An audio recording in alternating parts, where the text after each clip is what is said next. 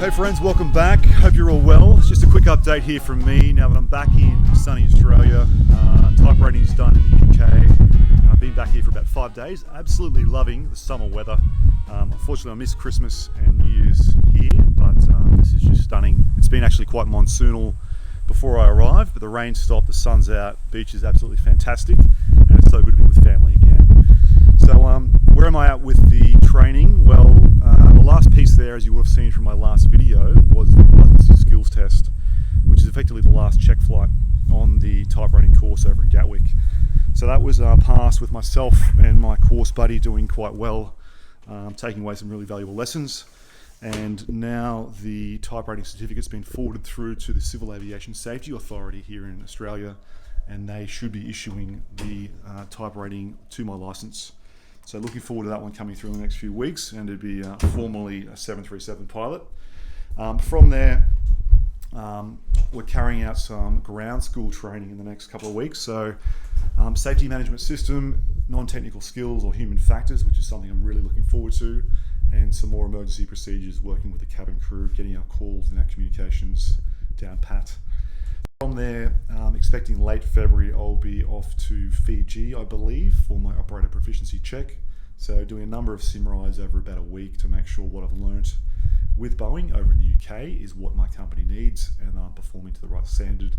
And the final piece of the puzzle is the line training. So probably looking at 3 weeks, getting around the east coast of Australia under supervision in the right seat of the 737, and that should see me signed off as a 737 MAX first officer, and flying around Australia, enjoying our lovely country, enjoying some great flying and some great airports that are sure to be fairly challenging for me. In today's video, I'm going to touch on my experience wrapping up the 737 MAX type rating in the UK, heading back to Australia, the training that's ahead of me, and also a few extra points I've got to work on to bring my game up to the level and to polish off a few little errors and a few little spots that I think need some work following my training in the UK. And we'll also talk about an incident that I've been asked about by friends and family in particular, and that's the Alaskan Airlines MAX 9 incident in the US a couple of weeks ago. That's where the door plug separated, a big hole was left at the side of the aircraft. Thankfully no one was seriously injured or killed. But we'll touch on the incident there, what occurred, what sort of pressure change that involves when you depressurize the aircraft at a fair altitude, and some of the factors that would have complicated the performance and the ability of the crew and the pilots to land that aircraft. Okay, so how am I feeling now that I'm back in the saddle of the 737, at least in the simulator, and getting back into the flying game? Well, tell you what, until about halfway through the course, it was a bit of a churn, a bit of a struggle. The last 2 weeks in particular, it really started to come together for me, and that I think was just due to the pressure and the focus required to get through to the standard and the grade for the licensing skills test.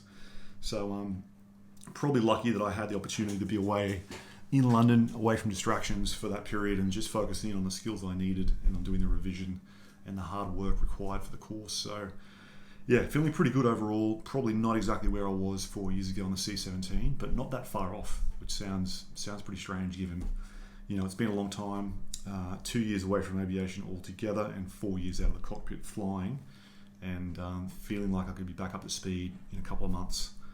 Coming out of the type rating there in London, there are a few things that I'm working on that I didn't quite pick up and I'm not happy with in terms of how I was performing at the end, noting the type rating is only 27 events in total over 6 weeks, so it's not the be-all and end-all. But for me, a couple of things in particular are the mode control panel, or the automation control panel, this guy here.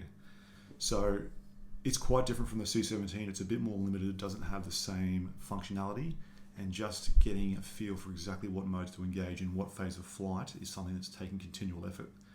I'm very comfortable manipulating the panel in normal flight with normal operations, but for engine failures or anything else requiring quite quick, accurate selections under time pressure, my error rate's still quite high, so I'm not as comfortable and familiar as I could be, and that's one area I'm going into the books, into the flight manual, or in this case the FCOM, and really doing the hard yards to get that through into my brain. The other piece is callouts. So the calls between the two pilots in the aircraft, the pilot monitoring and pilot flying, they're not something that Boeing stipulates specifically on the type rating course. They leave that up to the operator or the airline to set their calls.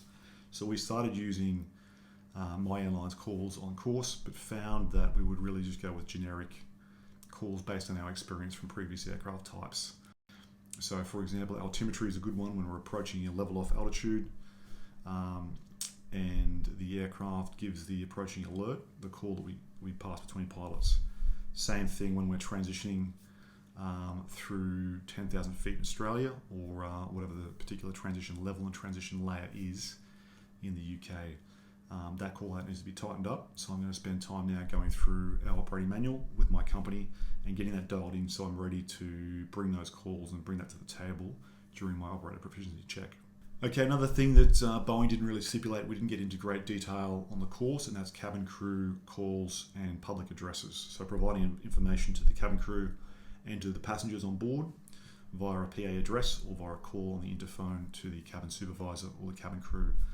Again, it's company specific. My company's operations manual lays that down, and there are a number of critical calls that I'll need to come up to speed with. Okay, as you're aware, muscle memory and hands and feet are very important for pilots, knowing where the controls are, where the switches are, not having to think once we're trained up, comfortable, and up to speed. I'm finding a few problems, particularly with the thrust levers on the MAX. The switches are quite different. In fact, they're reversed from where we'd find them on the C-17, particularly with the auto throttle disconnect. So I'm used to reaching down there if I need to take out the automation for the throttles or thrust levers and manually control them. I'm used to reaching down and pressing a button on the C-17, and that's where the takeoff and go around button is on the 737 MAX. So a habit that I need to work quite hard to break, and I'm working on changing my hand position so I'm not tempted to press that button at the wrong time. Something else I'm looking forward to putting time into is checklists. With only 6 weeks and only so many simulator sessions available on course, we didn't go through all the possible checklists, and there are quite a few involved ones that I need to go over and revise, put time into, again, before stepping up at the OPC. It's just something we can't cover in the amount of time available, and it's something that I'll have to put some time into revising. The last one, would you believe, is actually landing the aircraft. Coming off the C-17, where we used a heads-up display, and we had a pitch hold function which would lock in the airspeed of the aircraft. It's quite different going back to an aircraft that has none of that. No HUD and no pitch lock system. So manually flying the aircraft from, let's say, 2 miles, 600 feet above touchdown, all the way through, and getting used to that trim technique and also the landing technique for straightening the aircraft up onto the runway has taken quite a bit of effort. And again, I think that's probably the last week only where I've really felt comfortable and started to use the control cycles and the trimming in the right sense to make that work for me. So I expect the OPC again to pick this up and address it. And this is an area, again, that Boeing didn't go into in great detail during the type rating. Okay, one other thing I've been receiving quite a few questions about from friends and family in particular is the MAX 9 door plug separation. You might be aware this is the incident that occurred just a few weeks ago with a Alaskan Airlines 737 MAX 9 flying between Portland, Oregon and Ontario, California. Shortly after takeoff, they were passing through about 14,500 feet when the door plug separated. And that's part of the fuselage where there's a door inserted, effectively a blank on this particular aircraft, but it's an option for other aircraft where an emergency exit can be installed. So this particular aircraft didn't have an exit there, it just had the plug in place. It looked from the inside of the aircraft like any other window, and that part of the aircraft's actually separated. 27 kilogram pieces fallen to the earth during flight. So quite a harrowing, I think, experience for passengers experiencing that firsthand. There was quite a bit of damage to the inside of the aircraft, some items lost out of the aircraft, and I think one gentleman lost his shirt due to the suction that was encountered. So in terms of the impact of that incident on the flight deck and the pilots at the time, there was quite a large pressurization change. So they went from about 14 psi, which is the pressure in the aircraft that the air conditioning packs provide to maintain the same level of cabin pressure as you'd find at sea level. So they were flying at about 14,000 feet, climbing at the time. The cabin was still pressurized at sea level pressure. And when the depressurization occurred and the plug separated the aircraft, within about 1 second, the pressure dropped from 14 psi to about 9 psi, which is the same roughly as base camp at Everest. So that's a massive jump from sea level all the way up to base camp Everest in about 1 second. You can imagine all that air rushing out of the cockpit, rushing out of the cabin, through that hole in the side of the aircraft, and then actually dislodged the pilot and co-pilot's headsets. It blew open the cockpit door, and it also caused the checklist from the instrument combing to be dislodged into the cabin. So fairly full-on experience. The checklist the crews would have used there would have been the rapid depressurization checklist, which involves really getting on oxygen as the biggest priority, and then the emergency descent checklist, getting back down to 10,000 feet or lower, so there's enough oxygen available to breathe without using aircraft system oxygen. So a full-on experience and a full-on procedure for the crews to fly, but I understand they got the aircraft on the ground safely. So one thing to note, and I've been asked the question, does this affect the MAX 8 that I'll be flying here in Australia? And the answer is no. The door plug in this particular issue affects only the MAX 9 aircraft. Those aircraft that could be potentially affected have been granted under an FAA airworthiness directive, and the safety checks being carried out to make sure those aircraft will be safe to fly in the future. But in terms of what I'm doing here in Australia, on the MAX 8, there's no impact whatsoever, and we're safe to proceed. Now, I've also heard some criticism around the way the pilots handled that malfunction and the way really they were communicating and, I suppose, handling the workload with ATC. Now, this has really come from some of the ATC tapes, which have been available on YouTube and other places for people to listen to. And I've got a few things to say about this, really. And the first point is that it's really not fair, I think, or even relevant to criticise the crew's actions at this point in time. The ATC tape only provides one part of the story, only one part of the information that affected that flight at the time.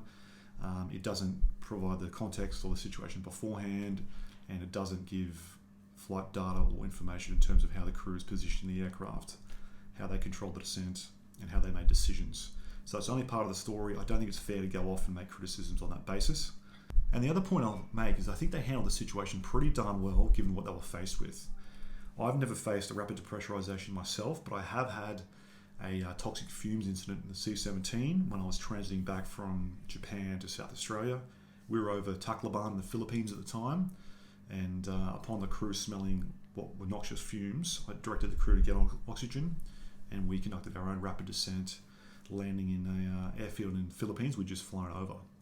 So getting on oxygen mask, being under the stress of adrenaline, having to respond quickly to the emergency that you face is quite difficult, and it's particularly exacerbated when you've got a depressurization, you've got disturbances in the cockpit with headsets, the door being blown open, and you've got the crew on oxygen mask. Now, operating with oxygen masks isn't something that crews do terribly often. It's certainly a simulator training event to make sure we're comfortable and capable to don the mask, communicate clearly, breathe, and operate the aircraft, but it does impede our effectiveness, it does impede communications, and it can be a factor that will decrease the focus and the ability of the crews to work quickly. Certainly in my background, and all the fighter pilots out there listening, you'll be aware that oxygen masks are quite common in military aviation, particularly in training aircraft and fast jet aviation, and with exposure, with experience, and with time on the mask, it's almost like it doesn't exist. You can become very comfortable, communicate very easily, and it's not really a factor in terms of performance. But for those who don't wear it very often, which is me now, just taking time to actually get on that mask during our training and our emergency procedures in the simulator, and actually have a feel and a think about how we'll communicate with that on. Make sure we're familiar with our switch settings and communication through our microphone, and just put ourselves in the mindset that we need to be able to perform our full role while wearing this.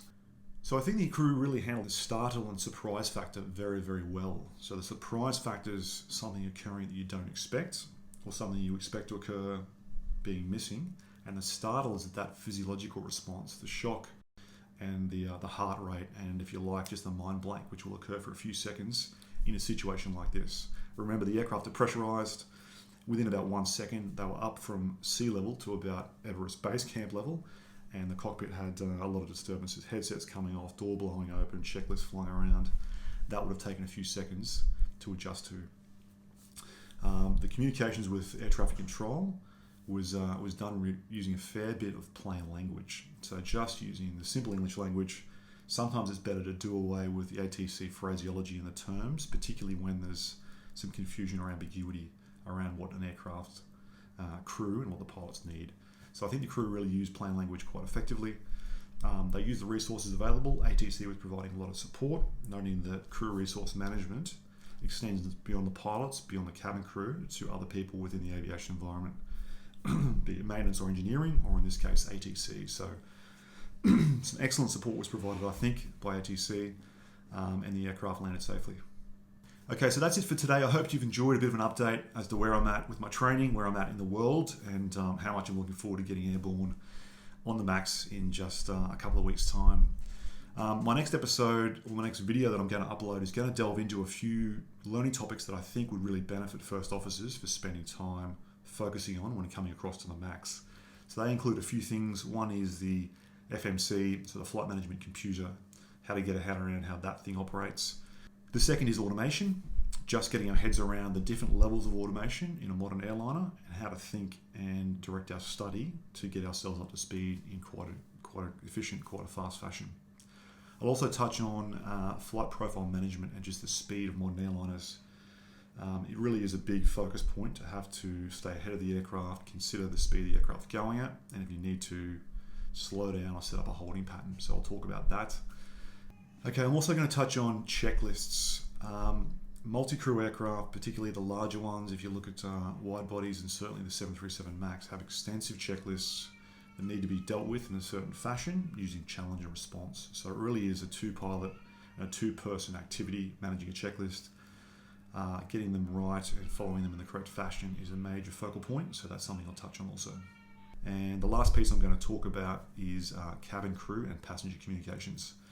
I know coming from small aircraft, and particularly for the military guys coming from single pilot aircraft, thinking about other crew, but even more so thinking about cabin crew in the back of the aircraft and the passengers' needs, that's something that doesn't come naturally. It takes some focus, it takes some emphasis.